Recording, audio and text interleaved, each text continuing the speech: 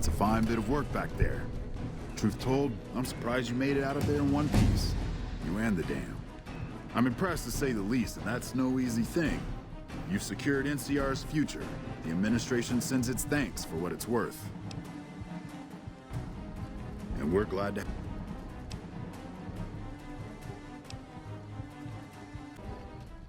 And so the courier who had cheated death in the cemetery outside Good Springs cheated death once again, and the Mojave Wasteland was forever changed.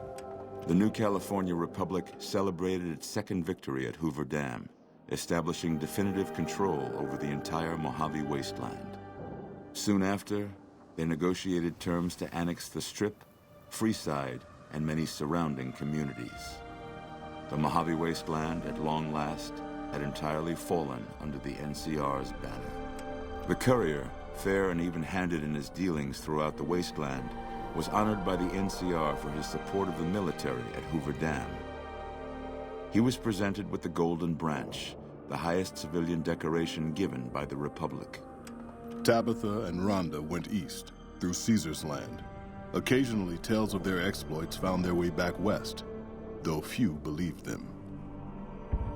Eventually, the stories concerning the duo were collected and published, and proved to be quite popular with children.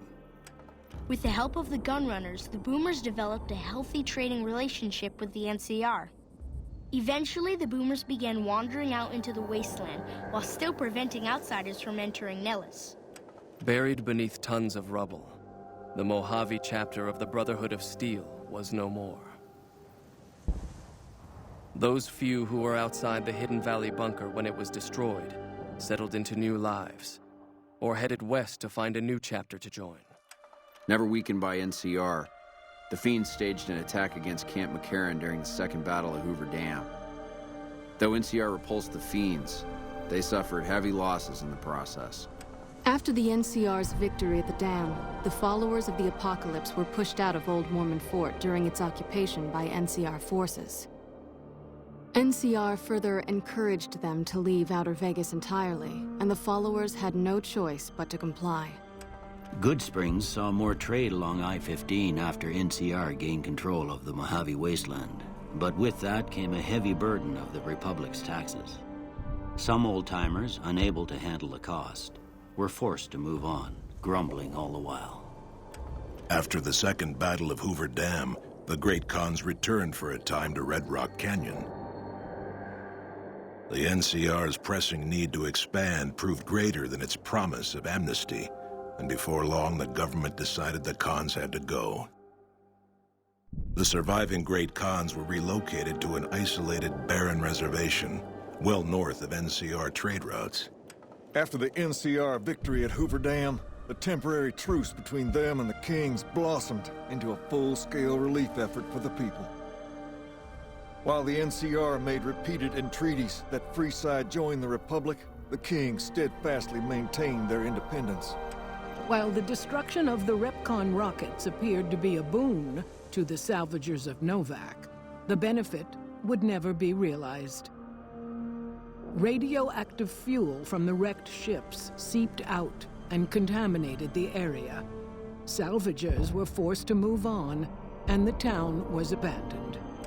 With the dam firmly in their grasp, the NCR turned its attention towards wresting the correctional facility from Powder Ganger hands. The Powder Gangers are no match for the battle-hardened troops of the NCR, and summary execution awaited the Powder Gangers who managed to survive. Armed with a wide array of improvised explosives and stolen weapons, the Vault 19 Powder Gang tormented the Mojave Wasteland for years. Citizens of the NCR were favorite targets, and they always suffered the worst fates. After Hoover Dam, Sheriff Myers runs Prim with his own style of frontier justice. He deals with most folks fairly, but now and then someone winds up dead with little to no evidence against them.